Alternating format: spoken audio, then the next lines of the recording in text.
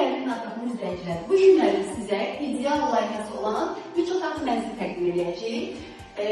Bura qonaq otağımızdır. Əşyalar yenidir, bütün əşyalarla təmin olunubdur.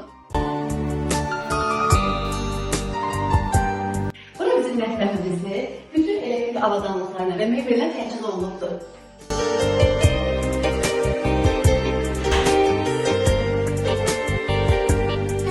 Yataq otağındayıq. Yataq otağının xüsusi sanitar qovuşağı var.